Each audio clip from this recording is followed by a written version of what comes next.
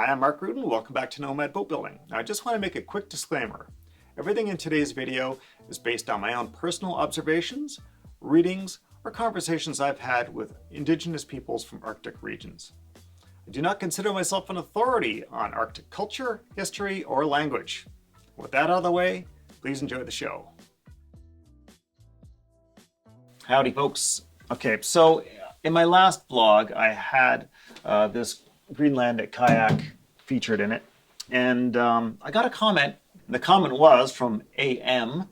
I'm a Greenlander and would love to see you also build a dog sled, one for the collection. And I thought that's actually kind of a cool idea. I've never built one. So the dog sled is called a Qamutiit. Plural would be Qamutiit.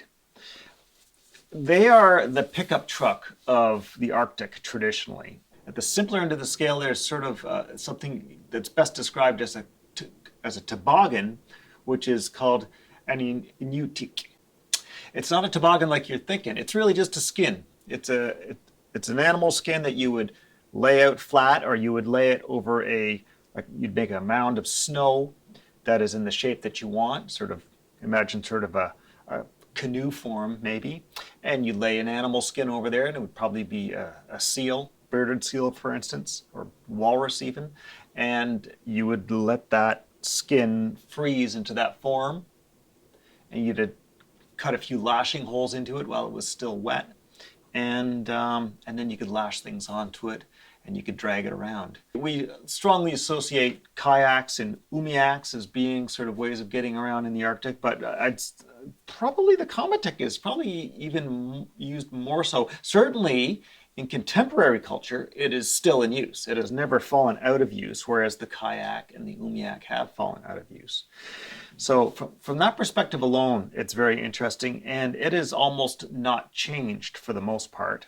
Of course, nowadays, the fabrication of them would be through using construction-grade lumber because it's readily available. You work with what you got, right?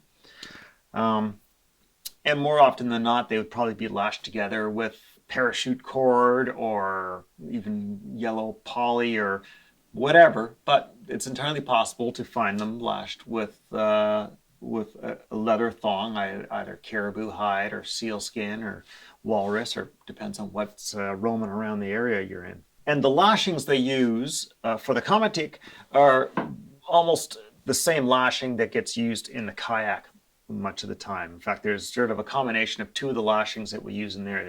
There's a triangular or Y lashing, as I call it, and there's a running lashing. And so the Qamutiit are put together with sort of a hybrid of those two, in that just the geometry of how we put them together requires this sort of a Y configuration.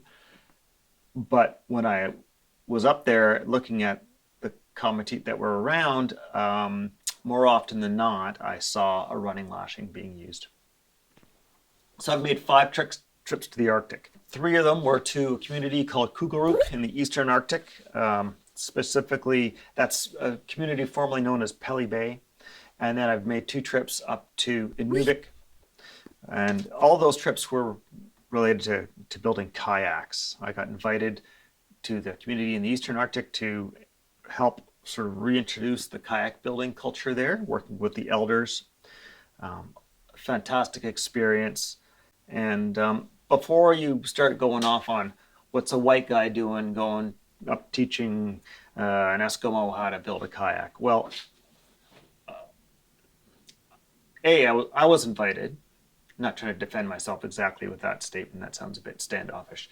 But what it really comes down to is, and the attitude that the elders I worked with had was, here's a guy who's done this thing a bunch of times. At the very least, he's done this thing a whole bunch of times more than we have. Let's see what he can teach us about that. And they didn't give a damn what color my skin was or what language I spoke. And when we sat down talking about building kayaks together, basically they said, we saw our fathers building kayaks when we were little kids, but we never built one ourselves. And I related the same story. I said, I watched my dad rebuild a car engine when I was a kid. I've never done it myself. So we sort of struck a simple, well, the deal we should have struck was I'll show them how to build a kayak and they'll show me how to rebuild an engine because those guys are damn good at that. But that was not the deal we struck. What we decided to do was my shopmate at the time was Rob Morris, author of Building Skin on Frame Boats. He was there with me where we got invited up there together. Anyhow, what we said to the elders is, okay, knowing that they would have some insight into their own regional style that we don't have because we've built them a bunch of times, but we've worked from drawings. Never even saw one of their styles of boats in person because they're hard to come by. There's very few of them around. Certainly, well, we've seen them from the outside, never even seen one in just the framework. The ones we saw were skinned over at the Canadian Canoe Museum is where I saw them. The elders there were interested in sort of reestablishing the culture of building the Netziligmiut kayak. And while these guys had had a little bit of kayak building experience, somebody else had been up there and built bidarkas with them.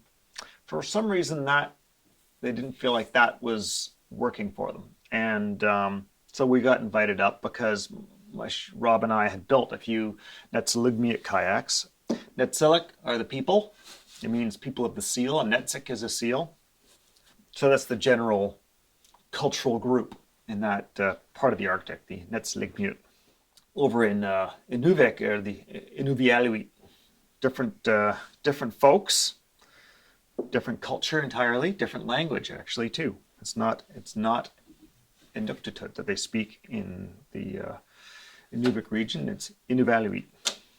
We said we'll start building. Rob and I will show you how we build one of these things, and then we'll turn the reins over to you guys, and you go ahead and you take the lead, and you make any changes you want to how we do it. No, we're totally fine with that. And so it was a very interesting exchange in which they learned a few things from us that they didn't have a lot of firsthand knowledge about, but they were able to show us a few details that we were totally in the dark about. And so we both came away with it with a great mutual respect and learning a mutual body of knowledge.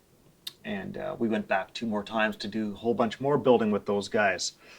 And very, very opportunity of a lifetime, which I will be ever thankful that I got to do.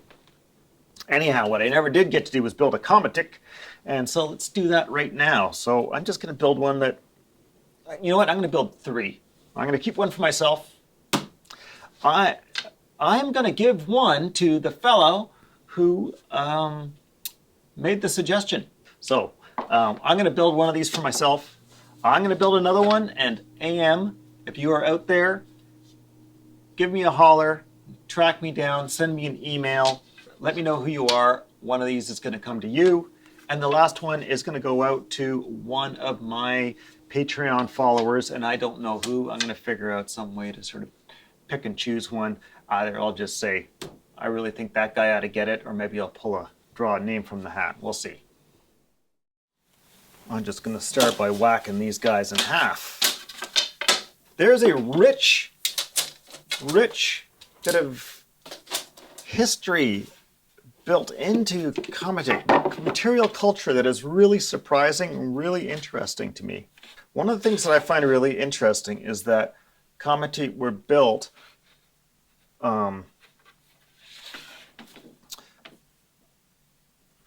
Qamutiit were sometimes, they were built with wood when you could get it, but there's so many parts of the Arctic where wood is scarce that the Inuit got very, very clever about how to fabricate these things.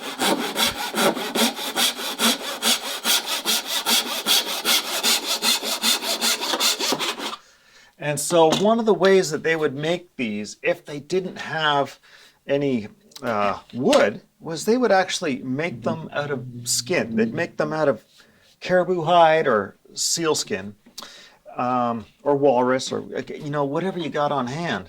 And the way they would do it is fascinating. They would take the skin, they would roll it out lay it out flat. They would roll it into a tube, and then as it's starting to freeze, they would, walk on it to sort of flatten it out into sort of, you can imagine drive over a hot dog bun. Um,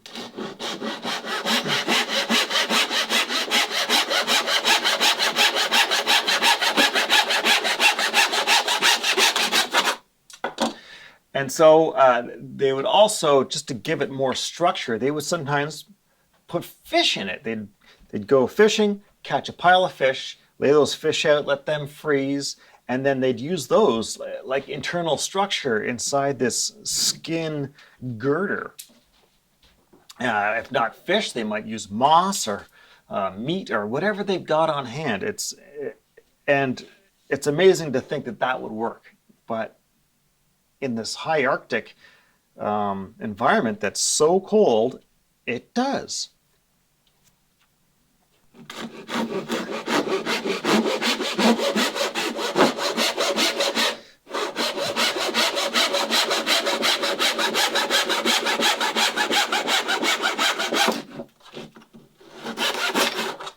Okay, what I'm doing is I'm making a little piece that goes on the tops of these to help create this upward sweep. So the sweep on the front of the Qamutiit apparently is called Inuktitut, and the piece that you put on top to create that is called Qamutiit. I cannot say it. I got it written down up here. I'm probably going to murder these words a little bit, or maybe a lot, and my apologies if I'm doing so. I'm doing my best, Qamutiit. It's hard for a kabluna to say that. So kabluna, kablunat, or kaline are all variations on words for a white guy, and the word translates to like bushy eyebrows and mouth or something along those lines. I've never really gotten an exact translation that is consistent with everybody else's translation, but it's the general thing is bushy eyebrows and big mouth. I didn't even, what's funny is I went digging into some of my old sketchbooks and found this information written down. I had no idea that I'd wrote it down at some point.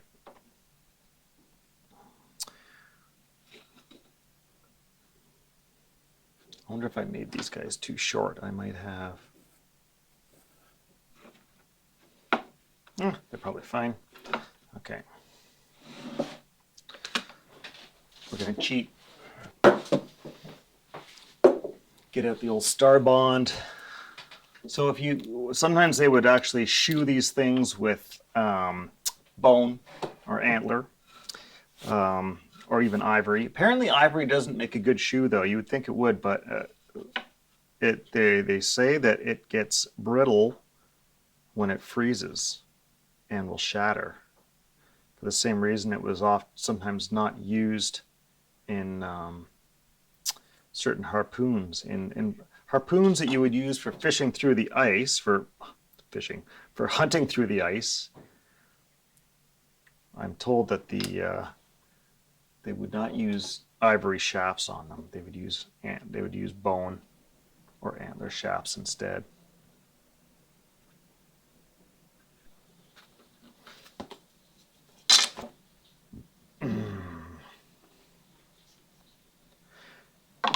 Guess that'll work. Qamutiit. Qamutiit. Qamutiit. Qamutiit. I'm not a languages person. I really wish I was. I'm always jealous of people that have an easy command of languages not native to themselves. I can barely get English down solid.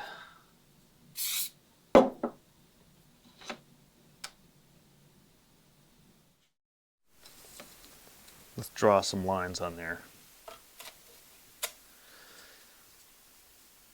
So the Qamutiit is to basically create a bow, raise the front of these runners up so they can clear snow drifts and obstacles and ice mounds and all that sort of stuff.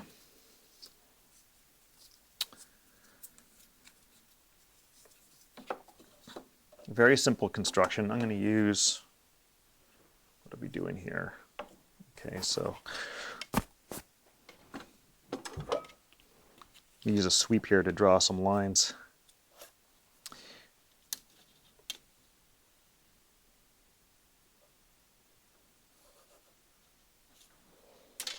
Something like that. All right, do a third one.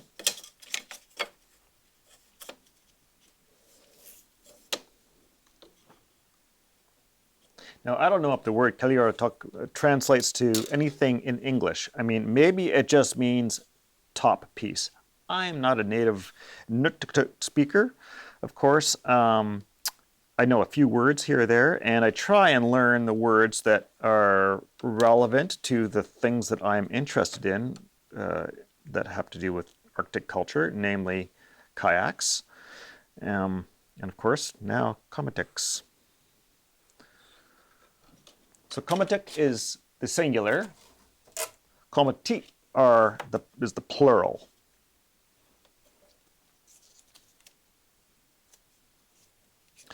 Each runner is called a Qamutiit. So you put them together to make a Qamutiit.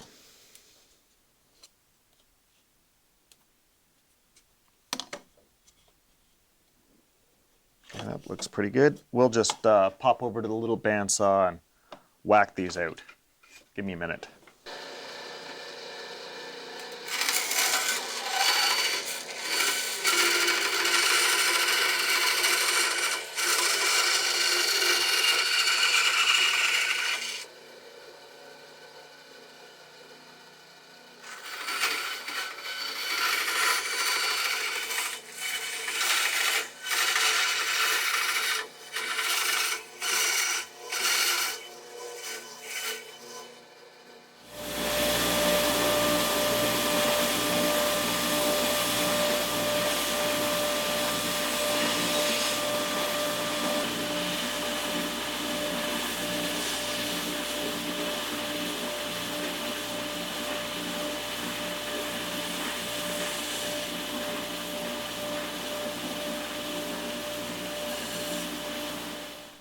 Okay, just for fun, I thought we'd do these in 3 different sizes. So when I was up in the Arctic, I found that all the Qamutiit I saw were, I mean, they're all made out of dimensional lumber, and a lot of them had like plywood scabbed onto one side, I guess to like bulk up the runner and make it a little more stable. Hard to say exactly.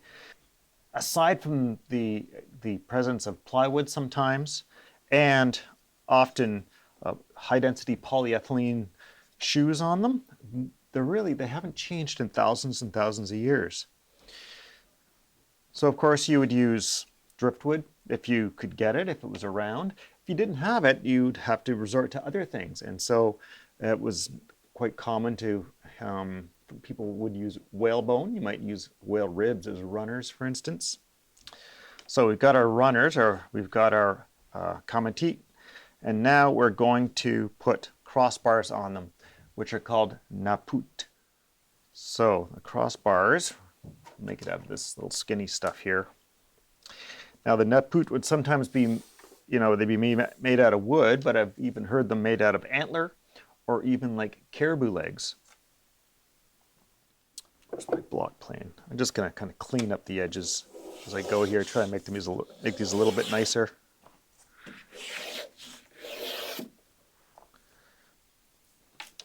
Of course, the width of them would vary depending on your needs, or maybe it would just be depending on the availability of materials. I couldn't tell you.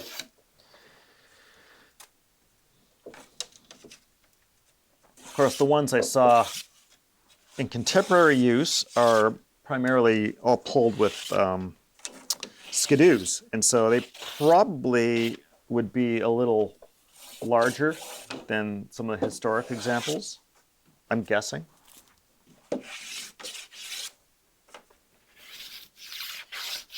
And of course, I'm sure there are regional styles. So the kind I'm building here is what I was seeing in the area of Kukuruk, or the Eastern Arctic.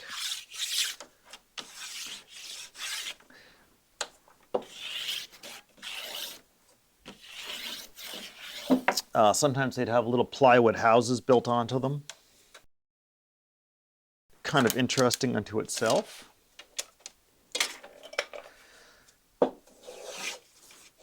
And sometimes historically they would have like handles built onto the back end, which you've seen with more contemporary dog sleds. They would use caribou antlers with the skull still attached, which seems kind of wild when you think about it, but when you think about it from a practical point of view, you need this thing that can span the structure, you want it to hold together, and you want to be able to hang on to it. And well, if you've got a large bull caribou, those racks get pretty huge, and I could see how you would just lash it on there and call it good. So I'm just using yellow cedar here because I have got lots of it. And it's a nice wood to work with. It's nice and very clear, so when you're working at scale like this, it doesn't, it kind of suits it because you don't really notice the grain at all.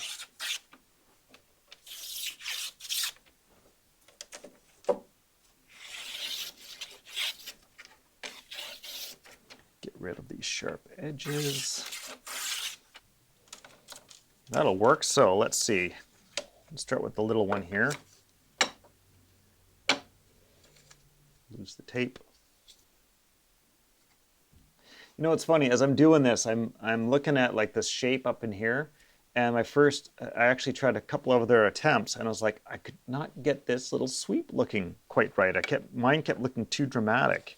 And I looked back at a few photographs that I had, that I took when I was up there, and did my best to try and mimic that, but you know, it's, despite the fact that it's a subtle shape, you wouldn't think it'd be so difficult to copy it, and yet I really found myself struggling a little bit with that. I should be using a smaller plane. Hold on.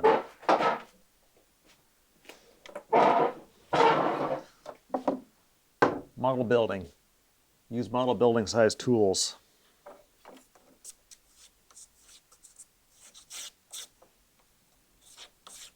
In fact, I was a little premature on breaking these apart because I have to drill all of my holes. We'll clean up these edges and tape them back together and pick up where we should have left off.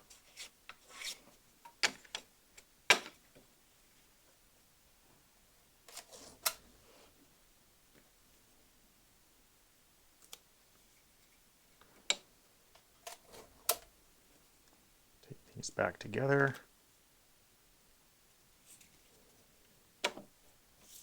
I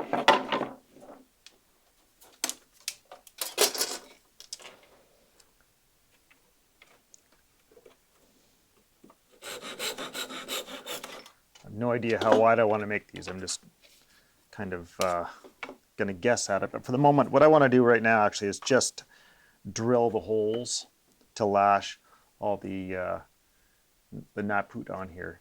There is a word for the holes, which is napuliaruvik, which is, of course, it all, you know, they have these sort of foundational names for parts, and then everything related to it has a name that is similar. So the naput and then naputi, what the hell is it? Napuliaruvik. Napuliaruvik is the lashing hole, and then the napuliu is the lashing material.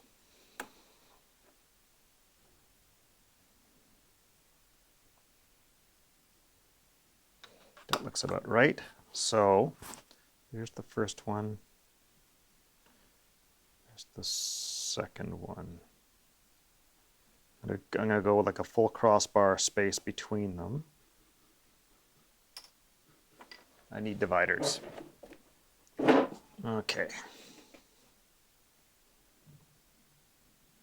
All right, now I want, where am I going to put the lashing?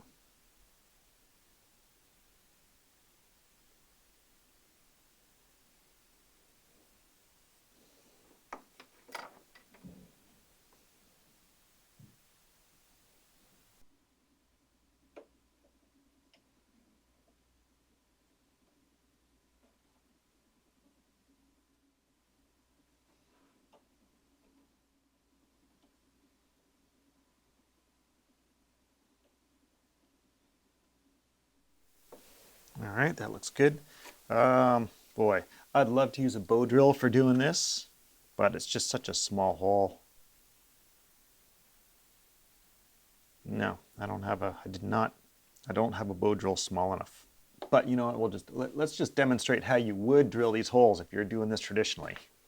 All right, so first you need your petit crack, which is this. This is your bow, and this one is polar bear rib, and the thong is bearded seal. Then you need your Inuktitut, which is the drill. So I got a bunch of them here. These are basically like a spade-ended drill. So we'll pick one of these out. I do have a small, yeah, they're all too big for this. I should make a real tiny one. Anyway, I'll just grab one of those. And then there's a mouthpiece, and my mouthpiece is basically like an elbow or knee joint from a caribou. That's basically cartilage. If you get away, there's no bone here. The bone is gone. This is, in fact, if you, I can't even really exactly tell you exactly which bone that comes off of. Wait, I can show you. Hold on a sec. Okay, so who doesn't have a big bag of bones on hand, eh? Let's see. Yeah.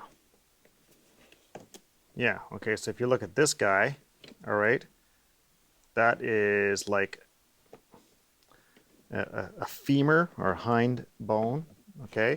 So this part, you can see how it came off of here, right? So this portion here, there's a natural separation between those two. And if you leave these out long enough, this will separate from this. So I basically found this rolling around on the tundra on its own, separated from this guy. Kind of cool the way that works.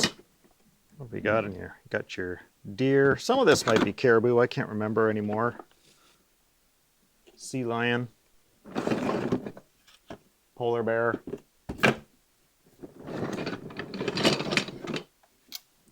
Muskox. Ring seal. Whale. So that goes in your mouth.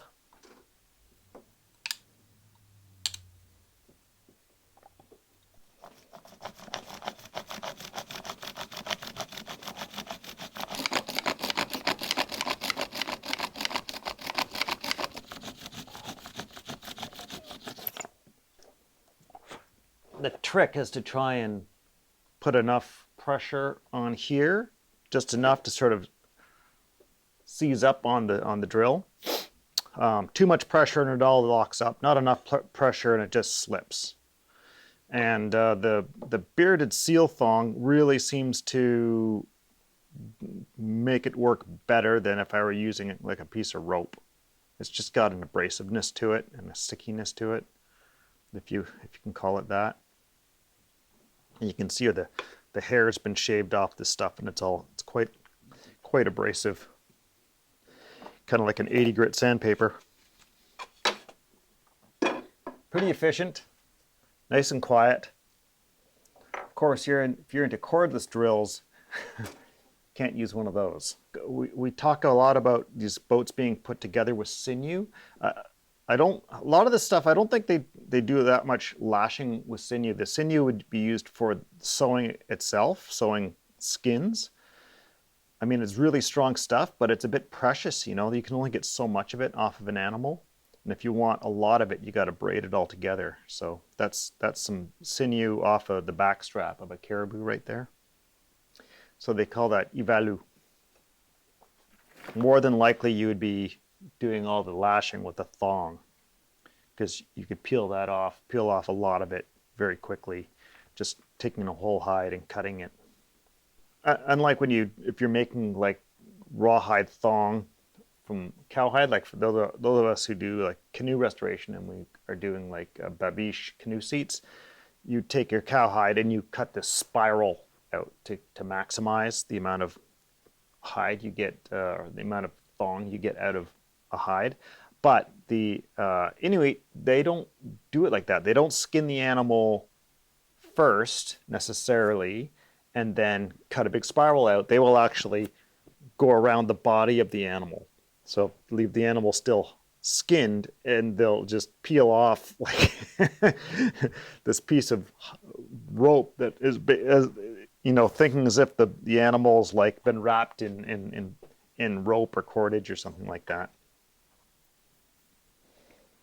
So there's some of that same. That's what your sinew looks like before you beat it apart and make threads out of it. Anyhow, let's get back to our Qamutiit. So, laid out some lashing holes. And now I'm going to need to drill some little holes.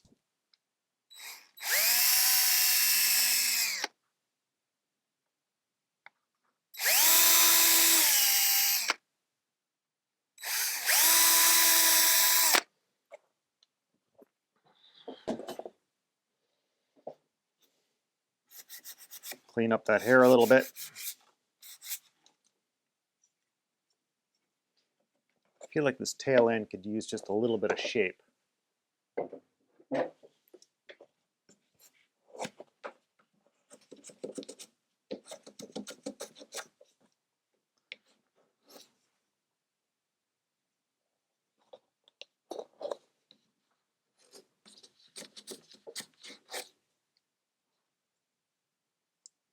Yeah, that feels a bit better.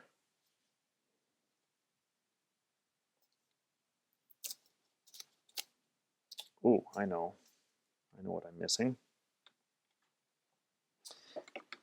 It needs a hole up here.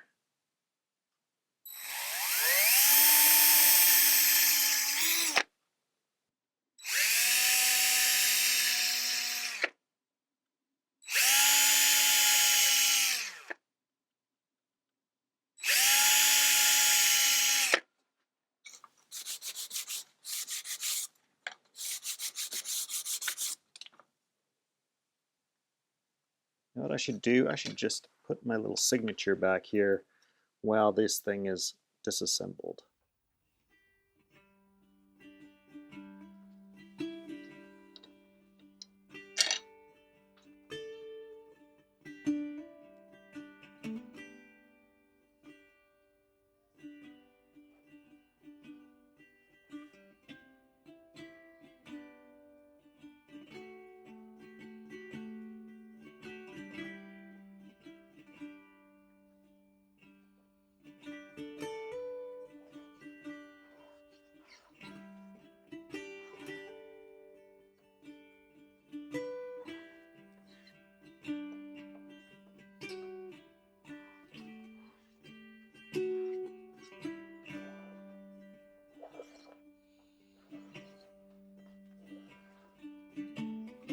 Let's just whittle down these ends of hair.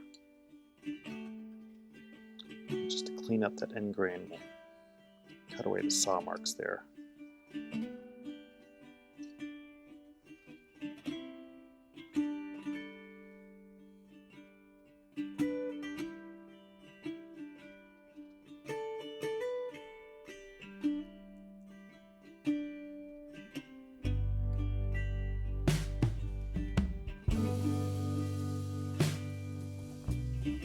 I want to thank all my subscribers for their ongoing support, their comments, their shares, and good wishes.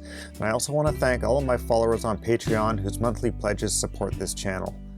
If you can help us on Patreon, I would really appreciate it. There are links in the corner or down in the description.